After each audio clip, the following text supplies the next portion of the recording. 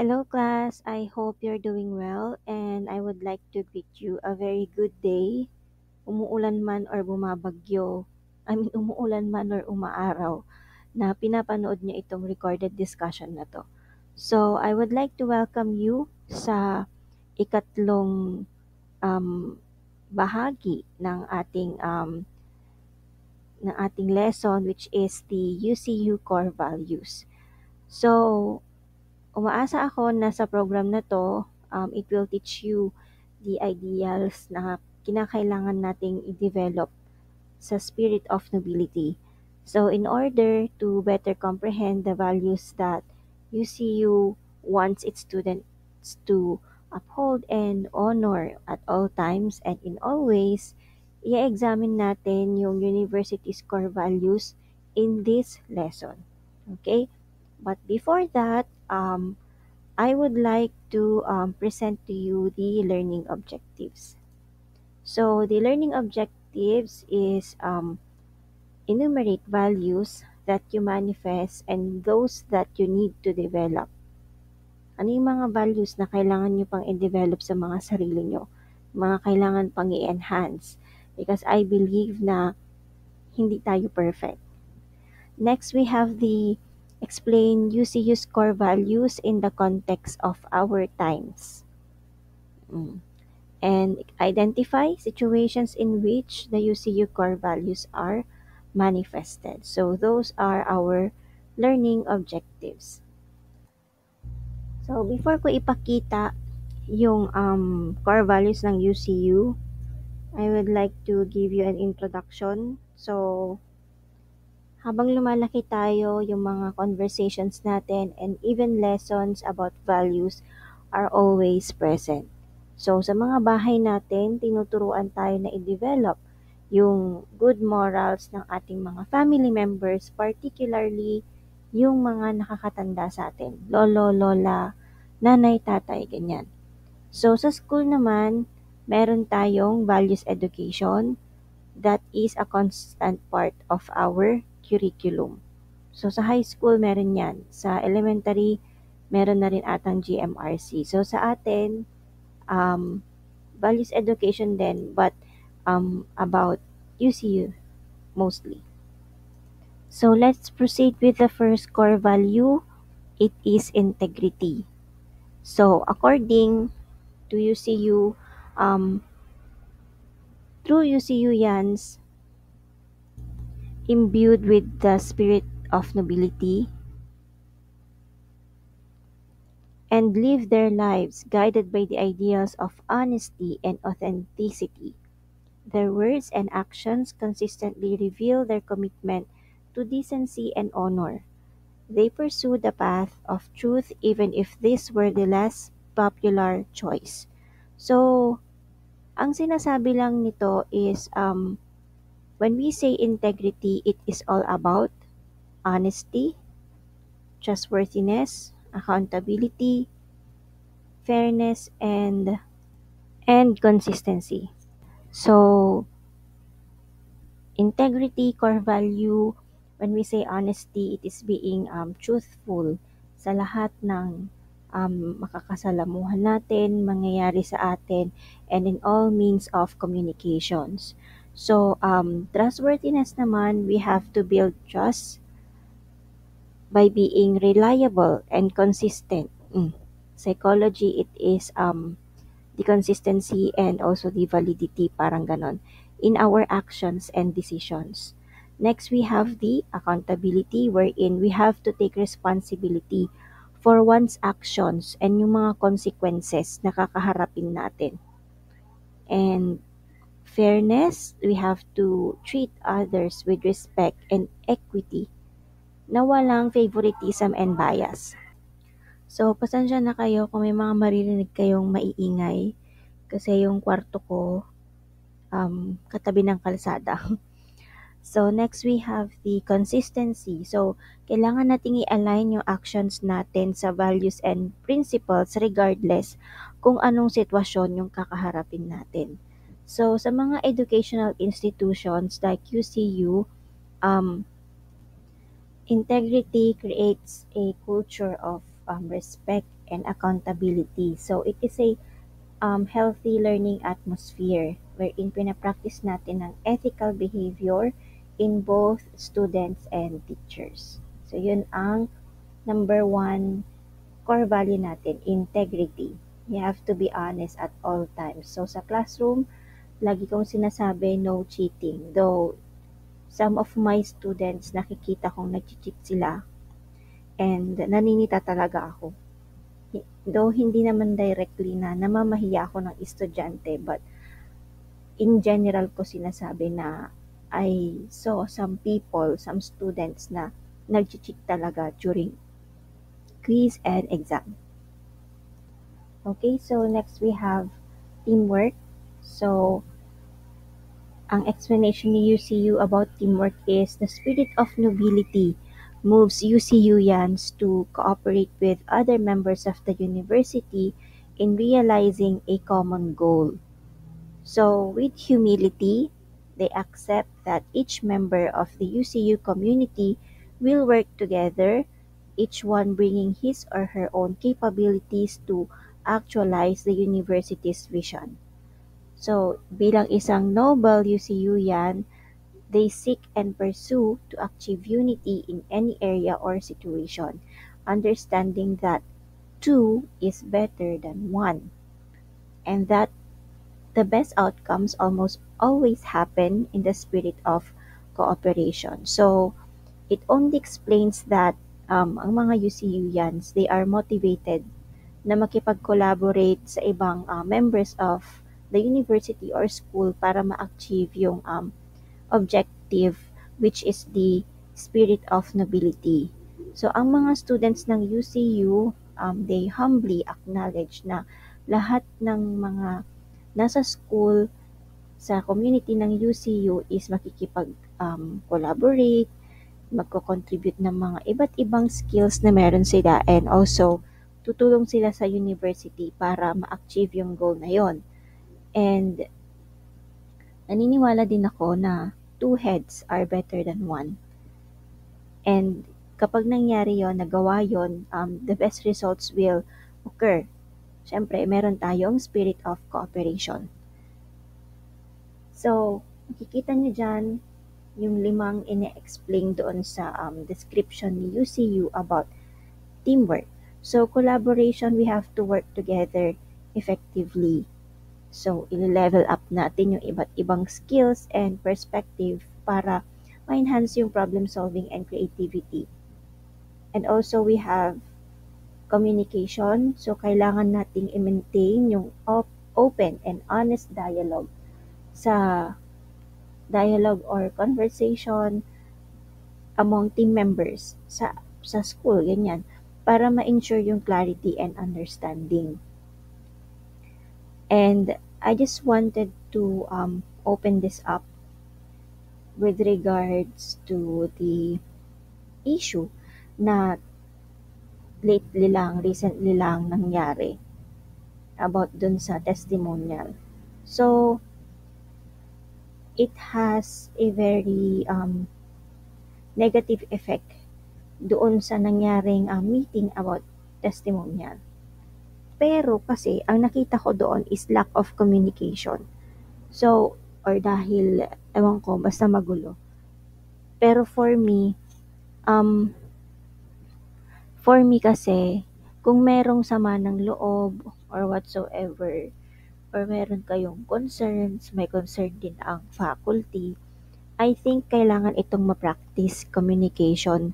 Kasi kung hindi ka makikipag-communicate, hindi kayo makikipag-communicate or kami as faculty member to our students, talagang may mangyayaring chaos. And it happened. Yung chaos na yon magli-lead into other negative reactions. And hindi ko nababanggitin anong mga negative reactions na yon. But I just wanted to highlight na dapat please be mindful of your actions. If you have concerns, approachable naman ang faculty. Sabihin nyo lahat ng concerns nyo, ganyan, but please not in a negative way. Dapat hindi hindi kayo disrespectful kasi kahit papaano we respect you and sana ganun din kayo sa faculty. So yun lang. And next is support. So we have to encourage and assist one another para mabigay natin yung sense of community and belonging. We also have to share our responsibilities by recognizing yung success sa isang collective effort na each member contributes doon sa objective ng group or ng team. And also respect for diversity. Respect for diversity. We have to value different backgrounds, ganyan. Kung ano yung mga opinions, kailangan nating respetuhin, mga talents na pwedeng mag-enrich doon sa um, team dynamic na will lead to better outcomes. Okay, so I think teamwork and respect is magkasama siya. You can relate this doon sa nangyari about sa testimonial. We have to admit na each side has tawag nito, discrepancies, merong pagkakamali. May pagkakamali ang estudyante, may pagkakamali ang faculty members. It's so happened na kulang sa communication. Yan yung nakikita kong isa. Okay, so sa UCU, teamwork helps prepare students sa real-world challenges. So, kailangan ng collaboration para makuha natin yung success both in professional and personal context. Okay, so next we have competence. So, sa competence, sabi ni UCU, passion for excellence drives noble persons to shine in their chosen craft. They do not settle for mediocrity and capacitate themselves with the requisite know-how and skills to establish their expertise and credibility in their discipline. So the students continue the pioneering character of Dr. Pedro Orata by spearheading innovations while building on traditions of excellence. So, ang sinasabi lang dito is yung mga taong noble daw, they thrive in their chosen crafts, they excel doon sa mga pinipili nilang professions, ganyan. Kasi they are passionate about their excellence, kung gaano sila kagaling. They don't accept mediocrity. So what is mediocrity? Yung substandard, yung kung ano na lang yung meron ka, yun na lang. Ganun. They don't accept that. Gusto nila mag-excel sila. And equip themselves with the needed knowledge and abilities para ma-demonstrate yung proficiency or skill or expertise and authority doon sa field na napili nila. So, kung mag-lead tayo ng if we will develop innovations and maintain traditions of excellence, they carry on they carry on or continue Dr. Pedro Orata's pioneering spirit. So, sa competence, we have the, wait, nasan na yun? We have the knowledge. So, bakit to may skill runs? So, sa knowledge, we possess a strong understanding of the subject and relevant doon sa field or responsibility na meron tayo. And also sa skills, kailangan ma-develop natin yung practical abilities. Paano? Through education, training, and experience na will enable us to be an effective person para natin i-execute yung task. And next is continuous improvement. So by continuous improvement, nagko-commit tayo sa lifelong learning. Naniniwala ako na ang learning is a process. And if we commit to lifelong learning and professional development, ma-enhance natin yung capability ng isang tao and will stay current sa yung rapidly changing world. Ganon. And also quality of work. So when we strive for high standards sa lahat ng outputs or gagawin natin, And also, we ensure accuracy, reliability, and professionalism. We will be an effective professional soon. Also, we have to enhance our problem-solving skills wherein if we apply our knowledge and skills to address challenges and find effective solutions, magiging magaan lahat ng bagay. So, competence is vital, significant, important. It plays a crucial role as it prepares students na ma-meet yung demand ng industry and positively contribute sa community or society. So, it also gives us a culture of excellence. Sabi nga sa psychology, di ba? Culturae excellentiae. Yon. And accountability. Accountability is part of the integrity core value. And also, we have to encourage yung mga individuals na magkaroon ng pride sa ginagawa nila and strive for personal and professional growth. Okay? Next, we have transcendence. So, sa transcendence, ang sabi ni UCU, ang mga noble UCUians are selfless stewards of goodness and compassion to their fellow human beings, to the school, to the community, and to those in need. By prioritizing the cause of others before theirs, willing to accept, do, and get the job done without expecting recompense. So, going beyond self actualization, they aim to reach their full potential to best serve noble causes beyond self. So, ang sinasabi lang dyan ni UCU is, ang mga UCUians daw, mga noble UCUians, pinaprioritize nila yung pangangailangan ng iba muna bago yung sarili nila. Tinatanggap nila, nagpa-perform sila, and tinatapos nila yung trabaho na walang tinatanggap na bayad. Okay? Walang tinatanggap na bayad. So, they are selfless. Selfless. Hindi sila makasarili na guardians of goodness and compassion sa mga kasama nila sa school. Hindi man sa school, sa mga kababayan nila, kabarangay, and doon sa mga taong nangangailangan. So, ang mga noble UCUians, they strive, taong nito, they aim na ma-fulfill yung full potential nila para mabigay nila yung pinaka-the best na support na worthy yung mga taong makikinabang, hindi lang sa sarili nila but also going beyond self-actualization. So, pag sinabi kasi nating transcendence, no, ito yung pursuit of higher goals, yung may gusto tayong i-achieve, ideals and purposes na can go beyond sa existence or immediate gratification. So, ang part ng transcendence is personal growth. So, kung mag-i-strive tayo sa self-improvement and magkakaroon tayo ng deeper understanding ng mga sarili natin at kung ano yung kinalalagyan natin sa mundo, we will be possibly become successful.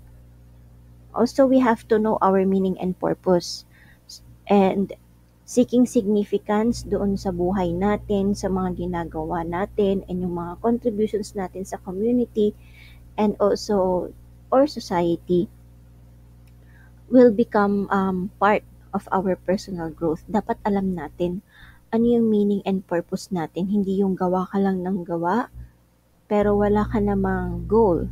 Ganon.